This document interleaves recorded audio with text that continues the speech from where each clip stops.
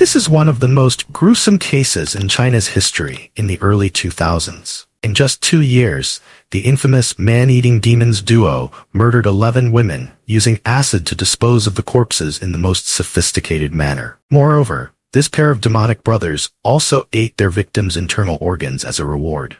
The crimes of this killer duo were so numerous that the police couldn't recount them all. The question arises, why did this evil brother duo act so wildly? What reason drove them to commit such heinous crimes? Today, let's seek the answer to this perplexing puzzle with the dramatic story below. But first, don't forget to subscribe to the channel to receive notifications whenever there is a new video.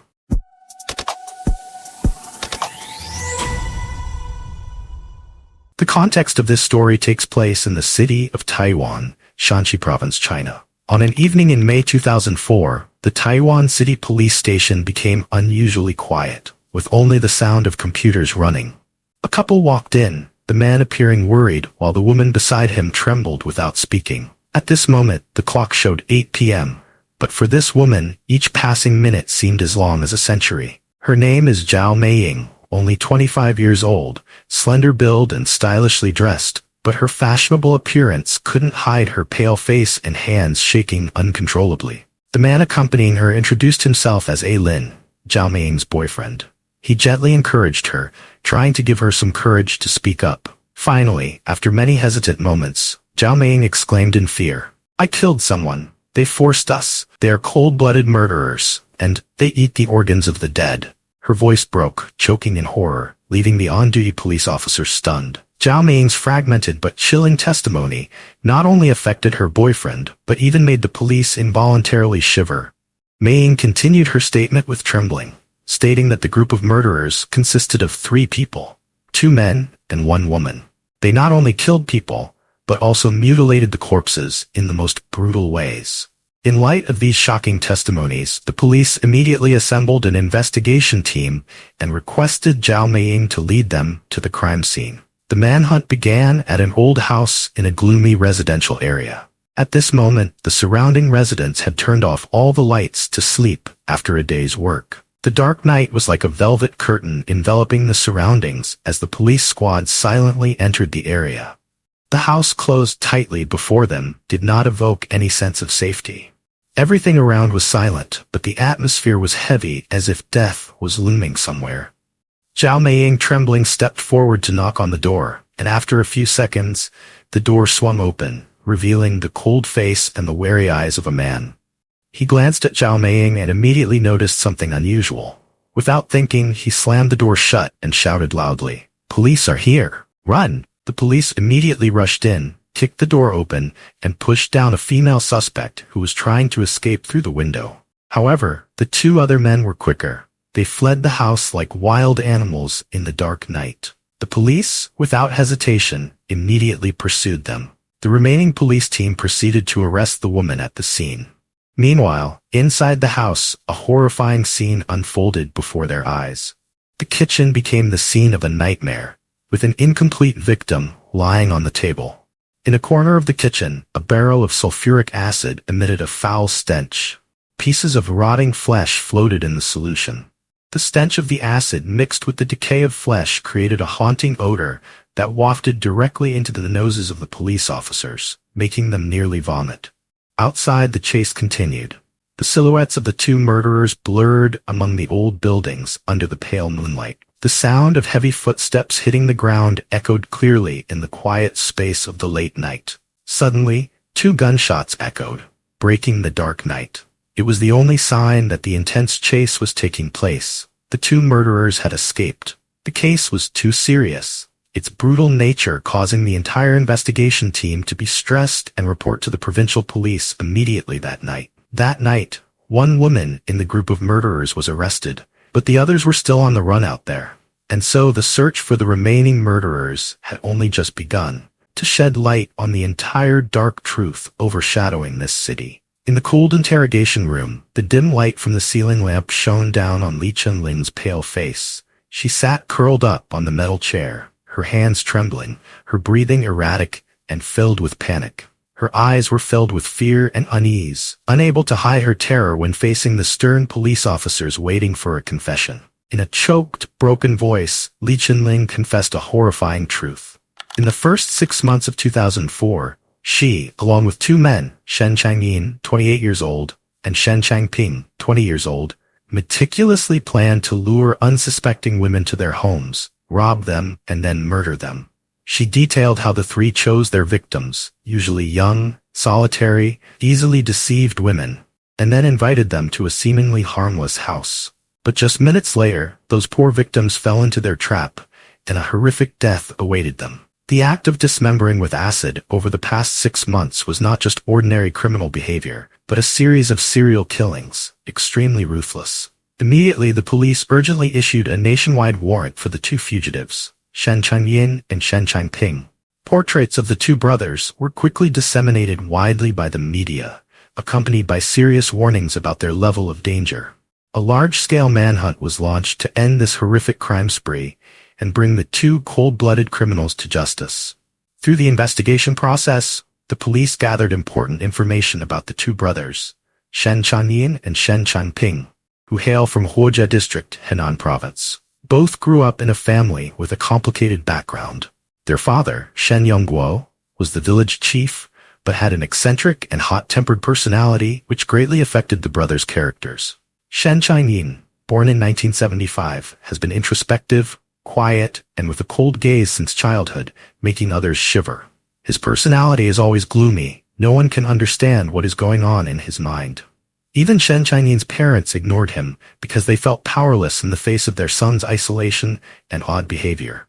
In contrast to Shen Changyin, his younger brother Shen Changping, born in 1984, has a weak personality and has lived in fear of his older brother since childhood. Every decision in Shen Changping's life was dominated by Shen Changyin. He was willing to follow Shen Changyin's every opinion without daring to oppose. Both brothers, Shen Changyin and Shen Changping, dropped out before graduating from middle school and began living as drifters, associating with bad people.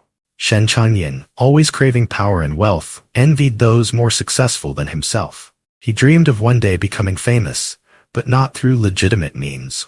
In 1994, at the age of 19, Shen Changyin was arrested for theft and sentenced to 3 years in prison. But due to his good attitude in accepting guilt, he was granted a suspended sentence and 2 years of probation. However, his repentance was only a facade. It was all just an act by a young man who liked to live recklessly. In 1995, despite the probation, Shen Changyin continued his criminal path. On a rainy night, he sneaked into a residential house and stole a gold necklace along with 2 mobile phones. This reckless action led to him being sentenced to 4 years in prison. Shen Changyin was originally a name famous with the nickname regular guest of the prison, seemingly treating prison trips as vacations. Every time he was released from prison, he would often joke with people in the cell that he would soon return to prison. So his sleeping spot must be kept clean. He not only treated the prison as a hotel, but also demonstrated that his life had fallen into a dark path with no way out. By 2002, Shen Changyin had completed his sentence and returned to his hometown to live. His parents suddenly became worried about the future of their mischievous son. Hoping to save their son's life, Shen's parents withdrew all their savings, gave them to Shen Changyin and Shen Changping, and instructed both to set off to Lanzhou City, Gansu Province. There, they relied on a relative who was in business, hoping that the 2 brothers would find decent jobs and stabilize their lives. However, Shen's father did not anticipate one thing. No matter how intelligent, stepping into the world also requires time to adapt, especially since the 2 sons were lazy and not accustomed to working. Instead of working, the 2 brothers indulged in all-night parties at nightclubs, and when tired, they went to upscale restaurants to dine. Being playboys and lazy, Shen Changyin and Shen Changping soon spent all the money their parents gave them, so they decided to turn to theft, marking the beginning of a new series of crimes. At first, the 2 brothers decided to kidnap girls to their home and then rob their belongings. However, realizing that kidnapping was very troublesome, the pair of killers changed their plan. After careful consideration, Shen Changyin proposed a cunning plan. Lure girls from nightclubs and dance halls, people considered societal outcasts and less cared for. With the argument that their disappearance would not cause a stir or alarm, they decided to carry out a cruel plan that they considered normal. In June 2003, the Shen brothers rented a house at number 111 Wuwei Road, Chilia District, Lanzhou City. They listened and discovered that a prostitute named Yao Fang lived in the same boarding house. Knowing Fang was alone with few visitors, the two set her as their target. On June 9th, the two brothers lured Yao Fang to another boarding house with the promise of purchasing prostitution services. When Fang arrived, they tightly bound her and forced her to provide her bank card password. After withdrawing a considerable amount of money, the two brothers didn't hesitate to murder Fang, then cut her into pieces, flushed them down the toilet, and threw them in the trash to dispose of. After the bloody case, both quickly left Lanzhou that very night, hiding in Baotou City, Inner Mongolia. Here, the two brothers, Shen Changyin and Shen Changping, still kept an ear out for all the comings and goings in Lanzhou to ensure they wouldn't be detected by the police. Seeing that the matter hadn't been exposed, they comfortably spent money freely, eating, drinking, partying daily, and looking for new prey. However, the peace didn't last long, as the money robbed from Yao Fang gradually ran out. Hungry and desperate, the pair of killers decided to continue committing crimes. By January 2003, both had enticed Li Chunling, a steam room employee, to the boarding house with plans to reenact their brutal actions. The surprising thing was that Li Chunling only had a few dozen yuan on her, even poorer than them. This made both Shen Changyin and Shen Changping very angry, intending to kill her to eliminate her. When Li Chunling heard that her life was in danger, she knelt down, begged, and declared that she could introduce them to wealthier prostitutes. Hearing this, Shen Changyin and Shen Changping were delighted to have someone to bring them victims, and so spared Li Chunling's life. At the end of November 2003, Li Chunling continued to bring another victim to the two evil brothers. She had become an inextricable link in this cycle of crime. Introduced by Li Chunling to house number 18, building 25, block 7, Qingmian Road, Sim, a prostitute, did not know that she was stepping into a hell built by the Shen brothers. After robbing Sim of all her money, Shen Changyin and Shen Changping ordered Li Chunling to personally kill Sim. The duo believed that only when Li Chunling's hands were stained with blood would the three of them be closely bound together. And more importantly, Li Chunling would not dare to testify against them. In extreme despair and fear, knowing that she had no way out, Li Chunling had to comply. With her eyes tightly shut, Li Chunling's trembling hands used a knife to kill her co-worker amid the loud laughter of the two men. From then on, Li Chunling was no longer an outsider, but had become an accomplice of the brutal duo. The three used sulfuric acid to dissolve Sim's corpse, disposing of it into the sewer as if no one had ever existed. That event marked a turning point in Li Chunling's life, when she deceived the prostitutes she had a grudge against into a deadly house, ending their lives. In the following 2 months, the bloody crime spree continued with 3 more victims, none of whom detected their dark deeds. When asked by the police why she did not report to the police when she had the chance, Li Chunling bowed her head in silence, crying bitterly. The police believed that if Li Chunling had reported, the other victims would not have met such a tragic death. The heinous crimes of the 3 cruel men were almost exposed in the next case when they encountered a woman named Wang. With her cunning, Li Chunling tricked Wang into a temporary rented house. The 3 criminals quickly searched her and found a bank card. Despite being tortured, Wang remained determined to stay silent, refusing to disclose the password. Shen Changyin, with his ruthless nature, pressed a partially burned cigarette into Wang's flesh, leaving burns and a foul burnt smell in the air. Despite the excruciating pain, Wang remained unshaken, her steadfastness demoralizing the 3 villains. They decided to tie Wang up and leave her overnight, hoping to force her to reveal the password the next day. But Wang refused to succumb. In the middle of the night, she skillfully escaped from the ropes and jumped out the window to find a way to escape. Unfortunately, her landing did not go as planned when her head hit the ground hard, causing Wang to lose consciousness on the spot. The loud noise immediately woke Shen Changyin and his brothers, who discovered Wang and dragged her into the house, eliminating her to protect the secret. In the quiet darkness, the murder went unnoticed, and they quickly fled the scene, moving to Taiwan to hide their crime.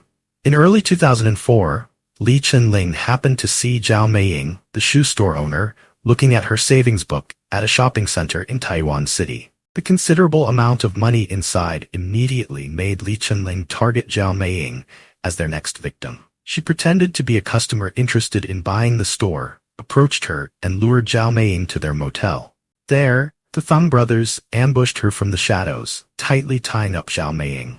However, their hopes of getting rich quickly faded when the savings book only had a few coins left. Shen Changjin's anger erupted. He slapped Li Chunling hard for not noticing the amount in the savings book and demanded that the new target be Zhao Meiying. Upon hearing that she might be killed, Zhao Meiying begged them to find someone wealthier to come to her home so they could get a hefty sum. With no other options, Zhao Meiying called Mrs. Li, a woman who had once wanted to buy her shoe store. Zhao Meiying pretended to urgently need to sell at a lower price due to an issue. Mrs. Li quickly fell into their trap and was captured with the $7,000 she had with her. Shen Changyin intended to kill both women, but Zhao Meiying quickly lied that there were still $2,000 hidden in the house and vowed not to report to the police. To save her life, she agreed to follow Shen Changyin's orders and had to kill Mrs. Li in fear, her hands and feet trembling. After seeing Mrs. Li had died, Li Chunling and his accomplices decided to dispose of the victim's body by destroying it with sulfuric acid. In that horrifying scene, Li Chunling kept one of the victim's kidneys for body nourishment. This sight terrified Zhao Meiying, nearly causing her to faint. After finishing the disposal, Li Chunling was assigned to go with Zhao Meiying to retrieve the remaining money from the shopping center. But there, the fear clearly visible on Zhao Meiying's pale face did not escape her boyfriend's notice. Noticing something was wrong, he tried to separate Li Chunling and pulled Zhao Meiying aside to question her and took her to the police station to report, where the horrifying crimes of the trio were finally exposed. After Li Chunling was arrested, Shen Changyin and Shen Changping embarked on a flight from Shanxi province to Anhui, and finally to Shijiazhuang, Hebei. Throughout this process, in order to obtain money, the two brothers continued to commit numerous crimes, simultaneously recruiting two female accomplices, making this criminal group increasingly dangerous and unpredictable. Wherever they went, many women mysteriously disappeared without leaving any traces. In August 2004, the Shen brothers rented an apartment in the Chaodong-Q district condominium, Shijiazhuang.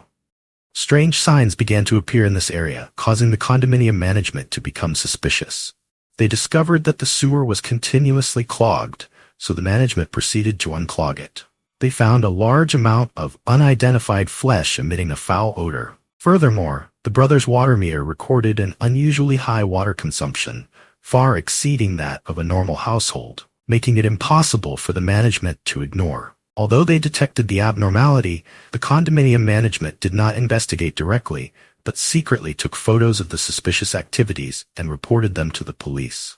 Upon comparing physical characteristics, the authorities quickly recognized the two brothers as Shen Changyin and Shen Changping, notorious fugitives from Henan who had been on the run for nearly a year. Around 5 p.m. on August 31st, a female police officer disguised as a condominium manager knocked on the brothers' apartment door. When the door was slightly opened, the police immediately stormed in and arrested both of them. Inside the house, they also discovered another victim's body that the evil duo was preparing for cremation. Hell seemed to be empty because demons had manifested in this world in human form, namely the two brothers Shen Changyin and Shen Changping.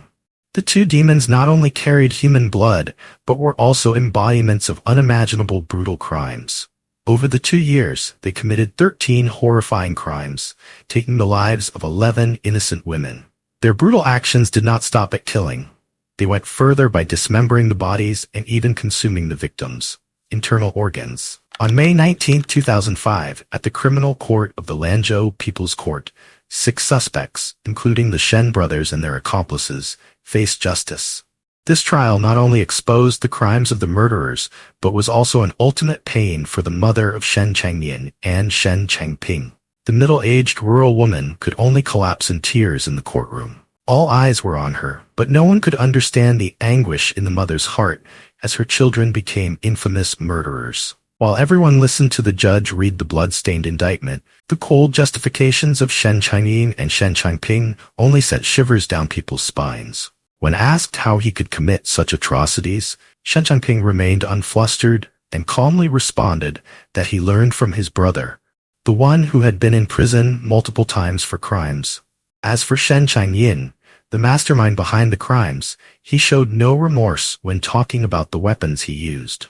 Just one knife was enough. How many more could I use? In terrifying calmness, Shen Changyin also confessed to the court that he and his brother had eaten one of the victim's kidneys. We kept the remaining kidney in the refrigerator. Haven't had a chance to eat it yet, he said without any emotion. The cold confession was like a knife stabbed straight into the conscience of everyone present in the courtroom. On September 1, 2005, the final trial took place, and the outcome was determined. The brothers Shen Changyin and Shen Changping were sentenced to death, and the sentence was carried out on April 27, 2006. Their accomplice, Li Chunling, received the death penalty for participating in 4 murders and was also executed in 2006. Zhao Meiying, although also involved in a murder case, was granted a reduced sentence of 3 years in prison due to turning state's evidence. The 2 other female accomplices received 20-year prison sentences. The trial has concluded, but the haunting memories of the Shen brothers' crimes will forever be etched in the minds of the witnesses. Their barbaric acts are evidence that, in the darkness of the world, there still exist demons, disguised as humans.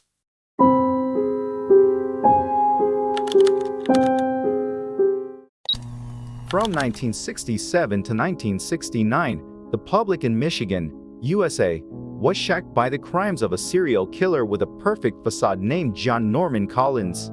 Despite having a lot of evidence left at the crime scenes, the police were still unable to find the ruthless killer who was roaming free outside the law. It wasn't until a new factor emerged that John Norman Collins' crimes were exposed. So, who was that factor? And did the sentence Collins received truly match the crimes he committed? Our today's story takes place in the city of Ypsilanti, Washtenaw County, Michigan, USA. Ypsilanti was established in 1823 and named after Demetrios Ypsilantis, a hero in the Greek War of Independence. This place is known for its vibrant culture with many festivals, events, and art venues. The city is known for its historic architecture, with many buildings listed in the National Register of Historic Places. Key attractions include the Ypsilanti Automotive Heritage Museum and the Riverside Arts Center. However, in such a magnificent and ancient place, there once occurred a case that shocked the entire state of Michigan and the United States with its severity. That horrifying case is the serial murders committed by John Norman Collins. Everything started on August 7, 1967. A girl named Russell Crisovin and her friend were working on their family's farm in Ypsilanti when they heard a strange noise near the fence. Out of curiosity, they both approached the fence and discovered a strange car parked nearby. Russell and her friend thought someone might have parked there, but suddenly they smelled a strange odor. They approached closer and found that the car was unlocked and had a suspicious black leather bag inside. Initially, they thought it contained the carcass of an animal that someone had hunted and left there, but when a strand of hair slipped out, they cautiously opened the bag and found a human finger. Terrified, Russell and her close friend Lucas rushed to their car and drove straight to the Ypsilanti police station to report the incident. When the police officers arrived at the scene, they examined the scary black bag. Inside the black leather bag, they found a female victim in a naked and dismembered state, decomposing. According to forensic examination, the victim had died nearly a month earlier. Through dental records that the police obtained, the victim was identified as a 19-year-old student named Mary Flesser. The corpse was severely decomposed. The forensic team examined Mary's body and determined that she had been stabbed about 30 times in the chest and abdomen with a knife or other sharp object. Even more horrifying, her feet had been severed just above the ankles, her thumb and several fingers of her right hand were missing, and a part of her arm had been cut from her body and never found. Despite the severe decomposition of the body, forensic team members were able to identify numerous scratch marks on the victim's chest and torso. This evidence proved that Mary Flesser had been beaten and tortured extensively before her death. Although the police hypothesized that Mary Flesser had been sexually assaulted, the advanced state of decomposition of the body erased all convincing evidence of sexual assault. Furthermore, Forensic experts speculated that the victim's body had been moved at least 3 times before being discovered near the fence, indicating that the perpetrator had returned after disposing of the victim. A plastic sandal found at the scene was identified as belonging to Mary Flesser.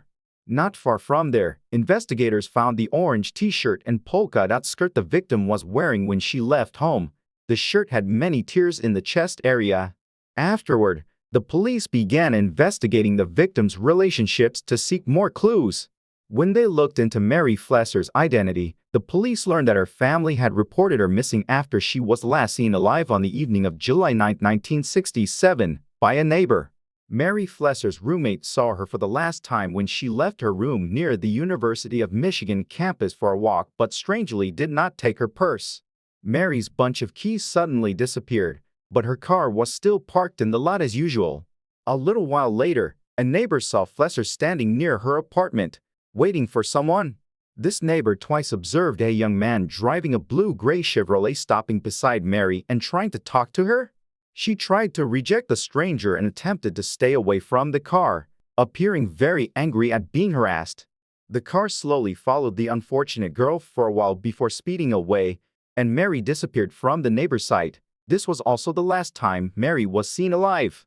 Flesser's body was found by Russell Chrisoven, 15 years old, the son of the farm owner near Geddes and Lafforgue Road, along with his friend Mark Lucas, 15 years old. After the autopsy was completed, the victim's body was transferred to a nearby funeral home. Right before the funeral, the staff reported that a young man driving a blue-gray Chevy came to visit the body. He claimed to be a relative of the victim and wanted to take pictures as a memento of Mary, but strangely, he did not carry a camera. The funeral home staff refused this according to the police's request. When described, Mary Flesser's relatives did not know who this person was or what his purpose was.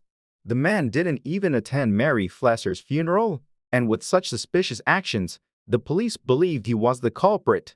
At that time, the police couldn't have imagined that Mary Flesser's death was only the first in a series of horrific murders that would occur in Ypsilanti over the next 2 years. The discovery of the body of 19-year-old student Mary Flesser after more than a month of disappearance, with the victim brutally murdered, drove investigators to resolve the case. The only clue was the blue-gray Chevy as described by the neighbor, the statements of the 2 boys who found the body, and the funeral home staff who encountered the stranger. But unfortunately, the police could not find any other viable clues for the investigation. While Mary Flesser's case had many unresolved mysteries, the police had to face a series of other serial murders. Nearly a year after Mary Flesser's death was discovered, a second victim was found, and her name was Joan Elspeth Skell. Joan's body was found on July 5, 1968, and similar to Mary Flesser, Joan's body was also heavily decomposed and mutilated. The art student was found by construction workers on the side of Ann Arbor Road. Although the police hypothesized that Mary Flesser had been sexually assaulted, the advanced state of decomposition of the body erased all convincing evidence of sexual assault. Some of these wounds pierced her lungs, liver, and carotid artery, with another wound behind her left ear fracturing her skull. Additionally, her throat was attacked, and her short skirt was later tied around her neck.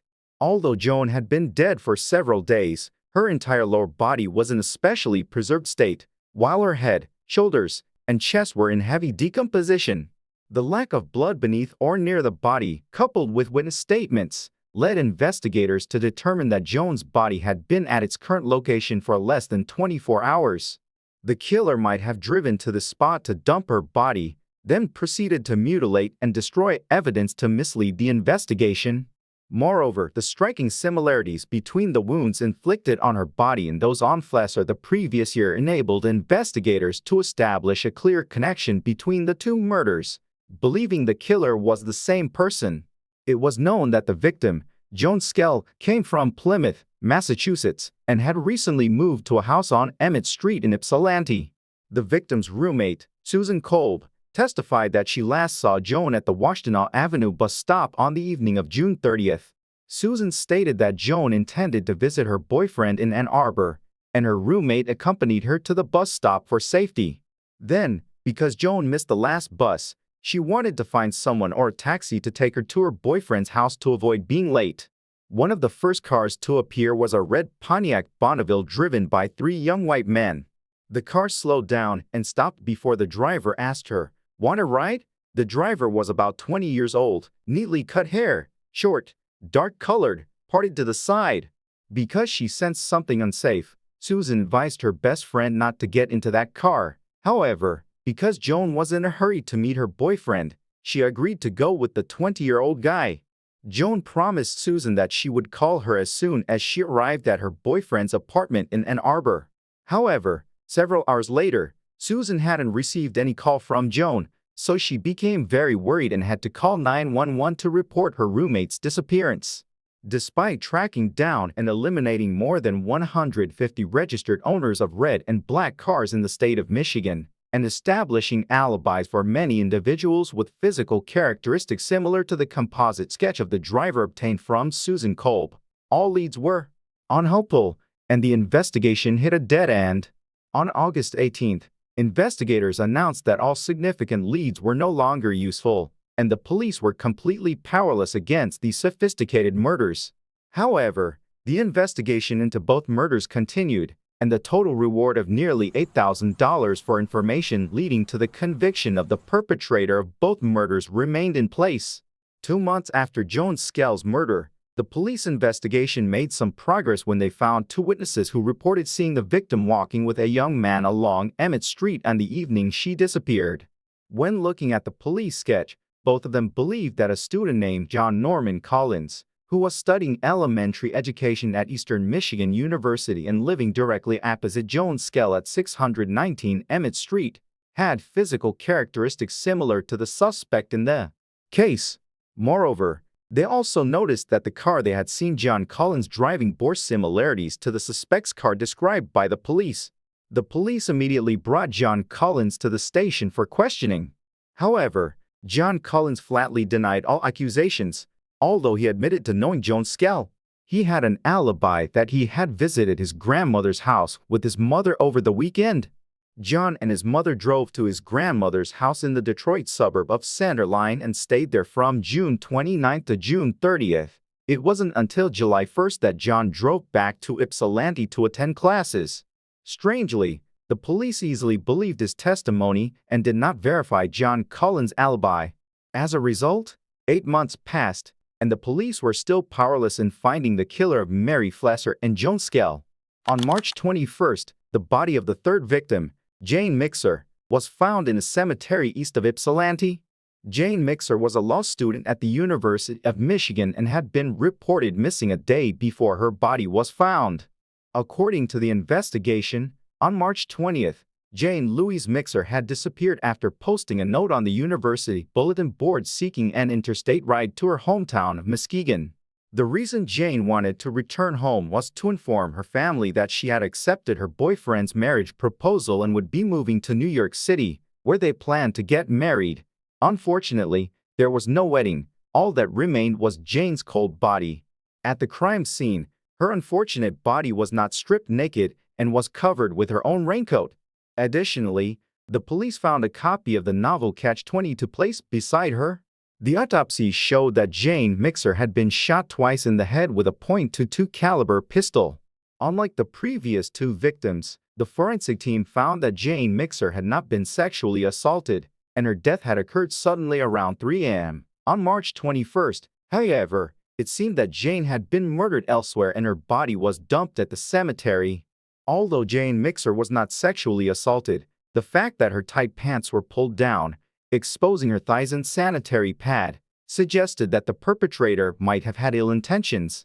Another notable point is that, although Jane Mixer was not beaten, stabbed, or mutilated like the previous 2 victims, her case had a chilling similarity. Jane Mixer had brown hair, just like Mary Flesser and Joan Skell. The police could then speculate that the perpetrator might have been stimulated by targeting brown-haired girls or had a grudge against girls with similar hair and wanted to take revenge. 4 days after discovering Jane Mixer's body, on March 25th, a farmer found the naked, mutilated body of a teenage girl on a green coat behind an abandoned house in a remote rural area on Earhart Road. Even more chilling, this body was found just a few hundred meters from where Joan Skell's body had been discovered 8 months earlier. This seemed like a challenge to the police by the perpetrator. The autopsy later showed that the victim had died from multiple fractures covering a third of her skull and one side of her face, all caused by a heavy, blunt instrument. These injuries occurred after the victim had been brutally beaten and tortured. The killer had stuffed a part of her own shirt into her windpipe to strangle her to death, then continued to beat her face. Additionally, the victim suffered severe injuries to her face, head, and other parts of her body, including deep lacerations believed to be caused by a leather belt. The scratches on her chest and shoulders indicated that the killer had tied the victim up with a rope and used a leather belt to beat her thighs before breaking off a nearby branch and continuing his brutal and inhumane acts. The disturbed blood and soil near the crime scene indicated that she had been beaten near where her body was found and that she might have tried to escape her attacker, but failed. The victim was identified as a 16-year-old Romulus high school student named Marilyn Skelton, who had disappeared while hitchhiking in Ann Arbor. Even more horrifying, Marilyn had brown hair just like the previous 3 victims. She was last seen alive outside a drive-in restaurant on Washtenaw Avenue 2 days before her body was found, although the autopsy report indicated that Skelton had been dead for 24 to 36 hours prior. Investigators noted similarities between this murder and previous killings attributed to the Michigan murderer, including a garter belt tied around Marilyn's neck and her clothes and shoes neatly placed beside her body. Interestingly, when the police investigated Marilyn Skelton's background, they discovered that she was involved in drug dealing and usage. Although Marilyn was not a college student like the previous 3 victims, the brown hair and similar modus operandi led Ann Arbor Police Chief Walter Krasny to believe that all 4 murders were committed by the same person. After Marilyn Skelton's murder on March 24, police from 5 separate jurisdictions where the killer had abducted or disposed of victims officially cooperated to form a special task force. Everyone tried to search, collect, and compare evidence to identify the perpetrator. Despite investigators sharing information unofficially with agencies from other jurisdictions, they were unable to find any effective leads to solve the case. By early April, each law enforcement agency assigned 20 investigators, divided into 5 groups, to work on the 4 murders. There was very little physical evidence aside from witness descriptions and forensic reports. Police noted, and continued to note, commonalities in the victims' physical characteristics and the killer's methods.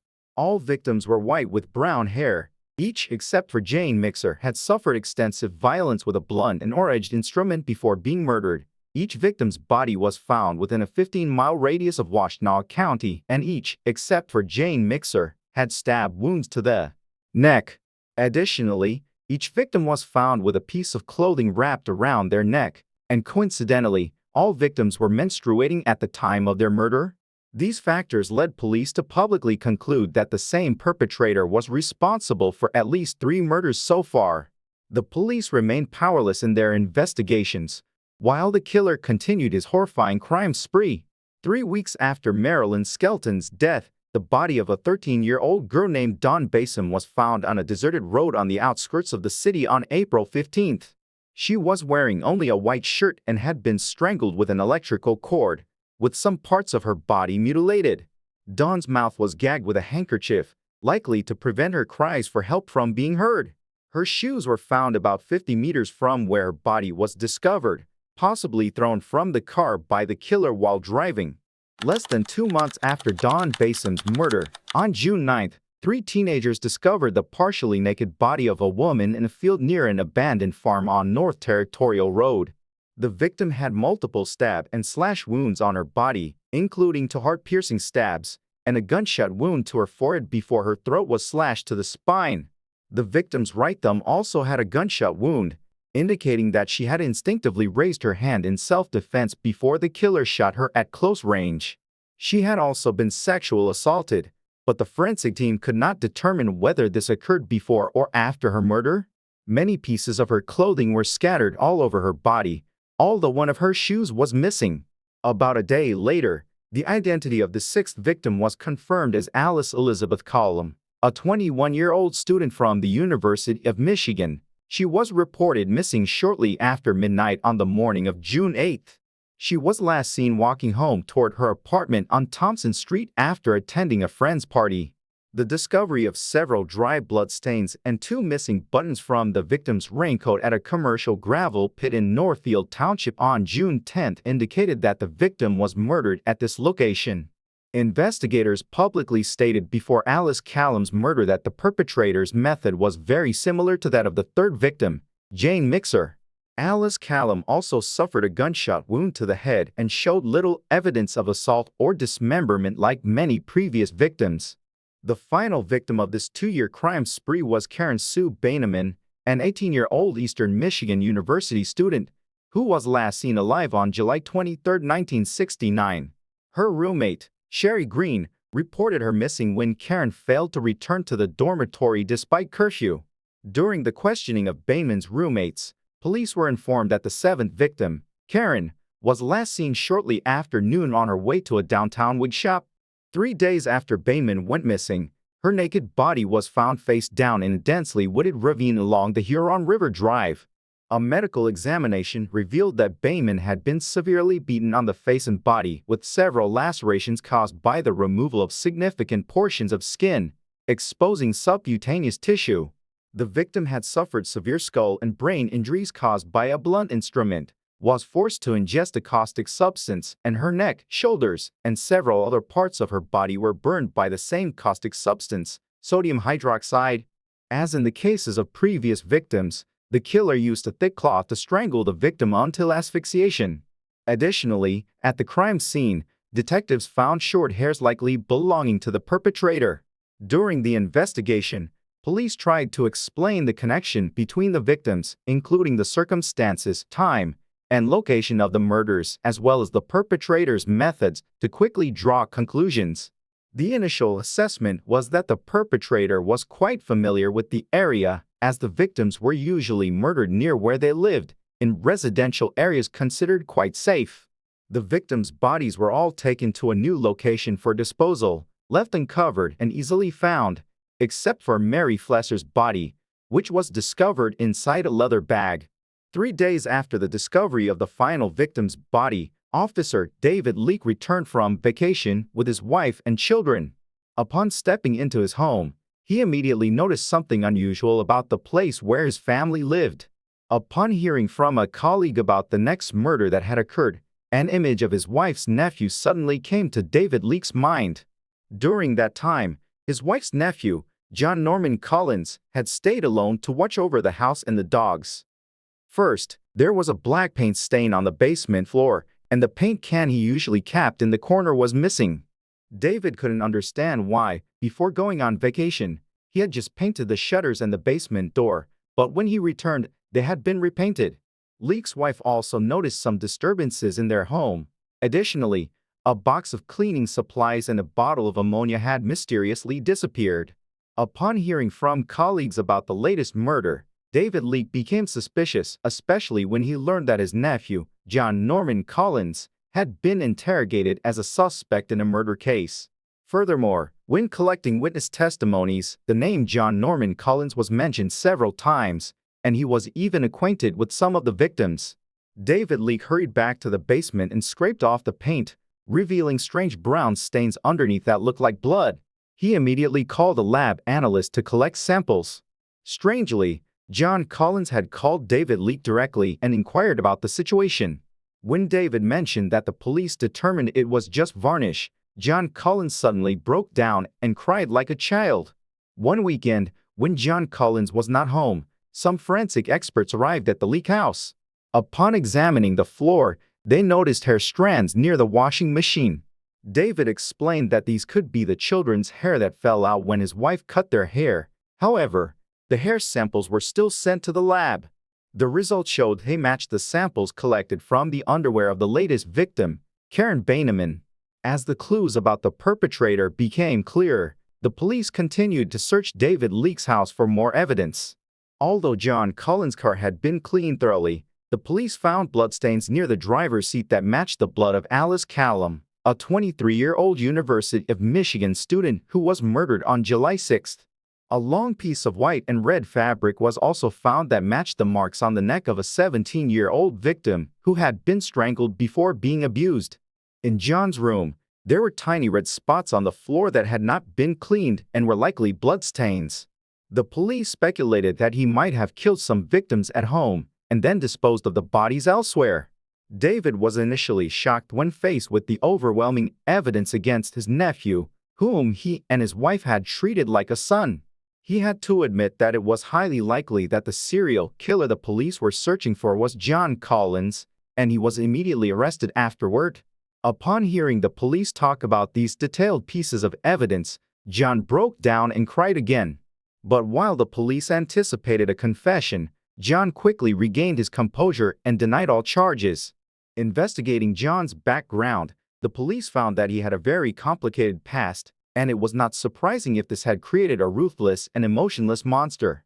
John Norman Collins was born on June 17, 1947, in Canada, into an unhappy family where his father had abandoned his wife and children early on.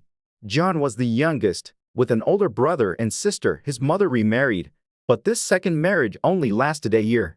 Afterward, his mother took the children from Canada to Detroit and hastily married her third husband, William Collins. But it turned out he was an alcoholic, violent, and frequently beat his wife and children, leading to their separation in 1956. Despite being only a teenager, John Collins experienced life with 3 different fathers and witnessed numerous instances of domestic violence. Meanwhile, his mother continued working as a waitress and maintained relationships with other men. Despite being born and raised in a complicated environment, John Collins was described by teachers as an intelligent and thoughtful student. With a tall frame, dark brown hair, a handsome face, and an easygoing manner, John was very attractive to young girls. When he grew up, John began studying at Eastern Michigan University in 1966 and became the vice president of the school ski club. However, during the second half of his first year, Collins's grades plummeted, and he was also expelled from the club for theft. By 1969, he graduated from college. John then worked part-time and lived with a friend near the university. Later, when he was suspected of theft, he left and moved in with his aunt and uncle. However, John continued his old habits, engaging in numerous thefts, which he found entertaining. Collins's ex-girlfriend described him as abnormal, with distorted views on sexual matters. This could be the reason he later acted brutally towards women. John Collins is believed to have started his crimes at the age of 22 while still a student at Eastern Michigan University.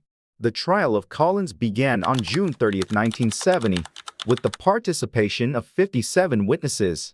In the case of Mary Flesser's murder, according to police information, Mary had contacted a medical center suspecting she was pregnant. She told a counselor that she had been sexually assaulted by a schoolmate while riding with him. However, not long after aborting the pregnancy, Mary suddenly disappeared. Mary Flesser's friend mentioned that Mary had a Canadian silver dollar necklace, which was later found in Collins's wardrobe. Additionally, Arnold Davis, a friend of John Collins, recalled another incident. Arnold was one of 3 men in the car when victim Joan Skell was picked up by Collins, though he did not know her at the time. Arnold and another friend left, leaving John Collins and Joan Skell behind. John later told his friends that he had left Joan Skell in a parking lot after failing to persuade her to have sex with him, which was also the day she went missing. The evidence used at the trial had been gathered over the previous 2 weeks. However, the prosecutor focused only on the murder of Karen Beineman, as most of the evidence found at his uncle David's house was related to this case.